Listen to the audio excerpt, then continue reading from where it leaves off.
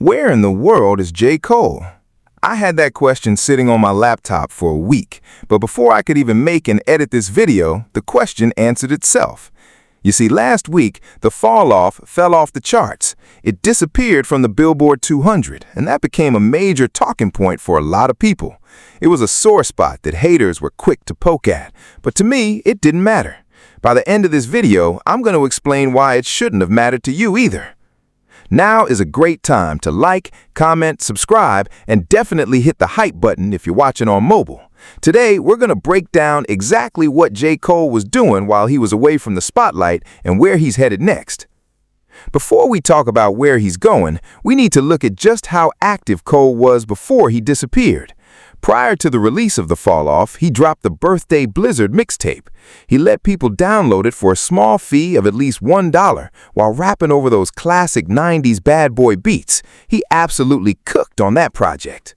Once the album was out, he connected directly with fans. He drove a Honda Civic across the country, visited his old college, took the ride, and simply enjoyed the music. It was nostalgic.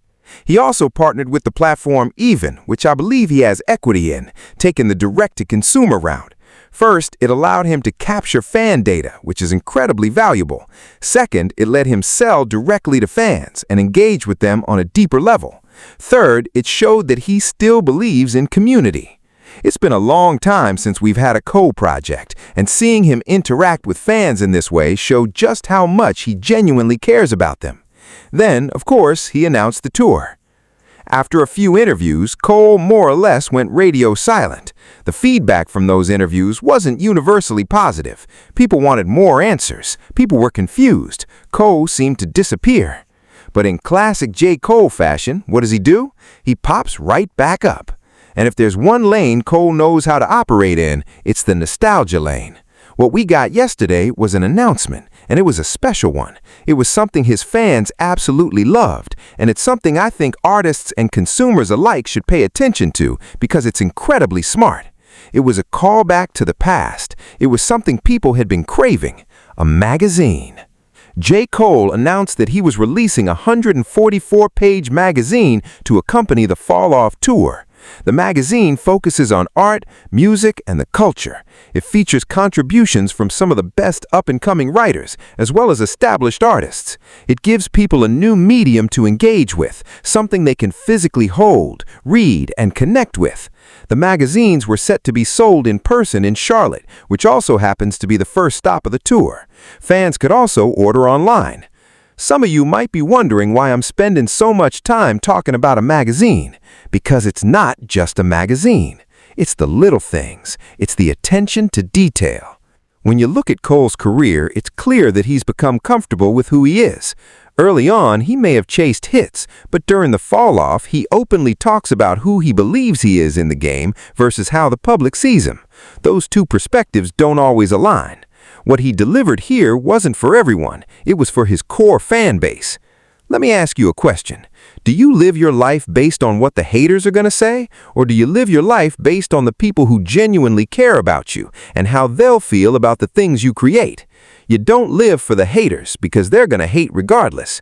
Cole doesn't make music or move for people who were never going to like him in the first place. He creates things that serve his fan base, things he knows they will appreciate. Those numbered hoodies he sent to his most loyal supporters, they cared. These magazines, they care. Those physical copies he sold, nearly 100,000 of them, they cared. And when you think about the magazine itself, it connects to the entire rollout, from the mixtape to the visual details in the videos, to who Cole is as a person. He's nostalgic.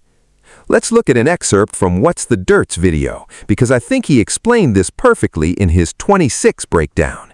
In the next scene, we see a much younger J. Cole referencing his old New York home, Muhammad's crib, a place where he once recorded music.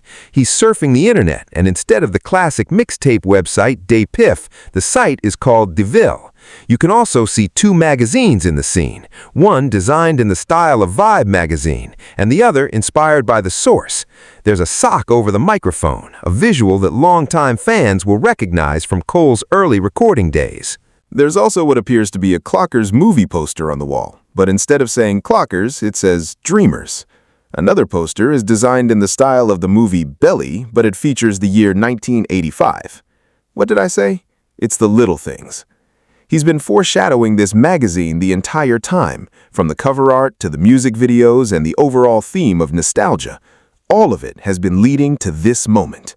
He's bringing fans into his personal experience with hip-hop. He's giving them the stories, details, and experiences they've always wanted to know more about.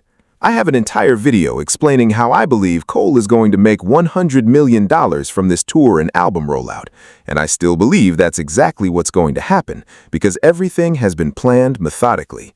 He's not throwing these ideas together at the last minute. Every part of the rollout, every piece of content, and every stop on the tour has been carefully thought out. Everything connects. At its core, it's about nostalgia and reliving experiences. That's what he's inviting his fans into. He's allowing them to see the world through his perspective. That's why I think the magazine is the perfect final touch. It doesn't just discuss where he's headed next, it also explores where the future of music is headed. Let's talk about some of the features included in the magazine. One of the first things you'll find is a collection of interviews. So far, we can confirm interviews with Lauryn Hill, Glorilla, Larry June, and others. The magazine also features more than 60 photographers, illustrators, and writers across its 144-plus pages. Another major focus isn't just the past, it's the future. Cole states that the future of rap will not be monolithic. He demonstrates this by highlighting several different artists, but two stand out in particular, Zeddy Will and Damani. These artists represent completely different approaches to rap. Zeddy Will is the energetic, upbeat TikTok rapper who knows how to get people moving and having fun. Damani is deeply conscious, thoughtful, and lyrical. But that's the point. Rap is no longer monolithic. There are multiple ways to engage with the genre and multiple entry points for listeners. I appreciate that he's dedicating a significant portion of the magazine to discussing where music is headed, or more accurately, where music already is today. So here's the bigger point. While it's fun to talk about statistics, record sales, chart performance, and how long an album remains on the charts, every artist serves a different purpose. I think Cole is finally comfortable with who he is, what his purpose is, and what he means to his fans. He's never going to put up the same numbers as Drake. He's never going to be embraced by the industry in exactly the same way as Kendrick Lamar.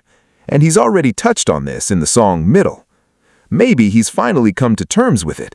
And honestly, that's not a bad thing. It's actually a great thing, because once you understand who you are, you can focus on giving your audience exactly what they want. Give your fans what they value, and they'll continue supporting you, because at the end of the day, that's what matters most. With the tour officially kicking off, he'll be performing in stadiums and arenas across the world.